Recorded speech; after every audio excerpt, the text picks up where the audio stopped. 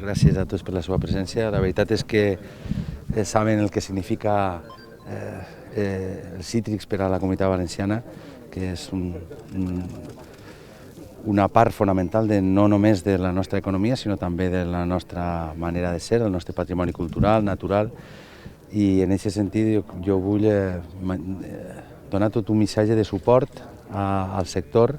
Avui, a més des de la unitat, estan representats totes les parts de la cadena, i del que es tracta és d'intentar que durant aquesta temporada aconseguim els millors preus per al llaurador, i aconseguim la major capacitat de penetració en tots els mercats d'un producte extraordinari. Un producte que, com veuen tots així, té una qualitat extraordinària, i precisament és en la qualitat en el que hem d'anar avançant per posicionar-nos com el que ha estat sempre.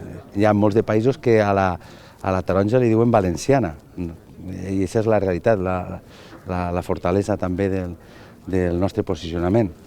Des d'aquesta perspectiva saben que la Generalitat, des de la Conselleria d'Agricultura, s'està treballant intensament, sempre al costat del sector, per anar avançant, posicionar-nos en els mercats i també, sobretot, protegint de les plagues i intentant buscar la màxima seguretat possible per als llauradors.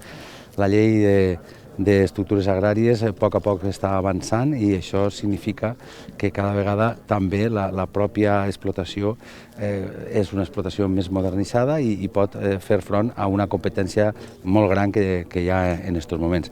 En qualsevol cas, és evident que el posicionament ara encara la clementina i d'ací unes setmanes, com se diu, ja la taronja, és un gran posicionament en el que és el context internacional. En la Unió Europea, un terç de tots els cítrics que se produeixen, que el valor d'aquests cítrics està en la Comunitat Valenciana, i per tant el que hem de fer és intentar consolidar aquesta posició, malgrat, a pesar de totes les dificultats que hi ha. President, en altre àmbit, quina valoració fa dels pressupostos generals de l'Estat? Bé, jo crec que els pressupostos van en el camí correcte. Estem ara mirant també algunes de les partides que encara no estaven consolidades. En aquest sentit, estem parlant de quasi 1.600 milions que s'injectaran en l'economia valenciana, i això és molt positiu, és important per a la recuperació, per a la reactivació econòmica i social, i per això el que es tracta ara també és d'invertir-los, d'executar-los. I per una altra banda, també en concret en la província d'Alacant, que hi ha una menor aportació, gràcies a aquest fons de 300 milions, que és la primera vegada que se produeix, que seran destinats allà on la Generalitat digui, podrem produir un procés de compensació. President, no sé si confía en que estos presupuestos salgan para adelante.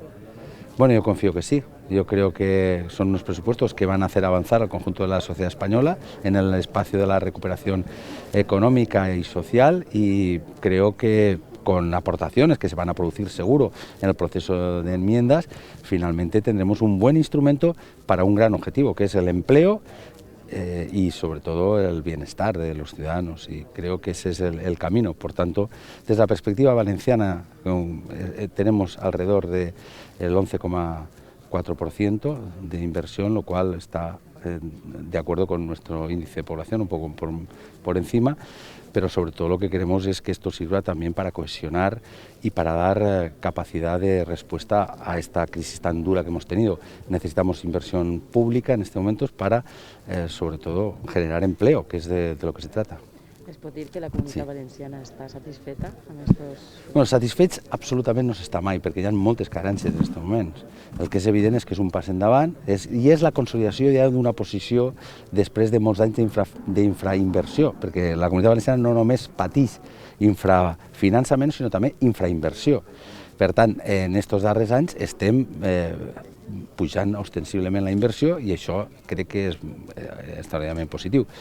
Però encara tenim moltes mancances, tenim moltes debilitats que cal corregir, i per tant sempre se vol un poquet més, clar. Però bé, jo crec que en termes generals podem estar satisfets. Presidente, yo le quería preguntar si le ha invitado el señor Feijóo a esta reunión que va a haber con presidentes autonómicos para abordar el tema de la financiación. No me ha invitado, pero bueno, estuve hablando con el señor Feijóo hace pocas semanas. Creo que esta cuestión territorial que va más allá de la financiación no se debe abordar en ningún caso desde la confrontación entre territorios, entre comunidades autónomas, no tiene ningún sentido, pero hablar entre los presidentes y las presidentas autonómicos, hablar en general entre las distintas sociedades es muy positivo. Es que tenemos muchas más cosas que nos unen que nos separan y tenemos que tener mucha mayor interrelación. Uno de los déficits del Estado autonómico es que no existe en este momento espacios de diálogo federal.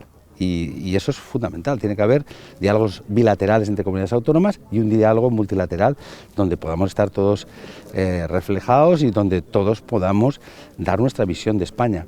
La única España posible es aquella España que atienda todas las miradas que existen en este país. Y creo que, por tanto, que a mí me parece bien que los presidentes hablen, pero la cuestión de la financiación no debe haber ningún tipo de frentismo, ni contra el Gobierno de España, ni entre comunidades autónomas, porque desde la confrontación no vamos a llegar a un acuerdo, y sin acuerdo no habrá cambio de modelo. Muy bé. Moltes gràcies.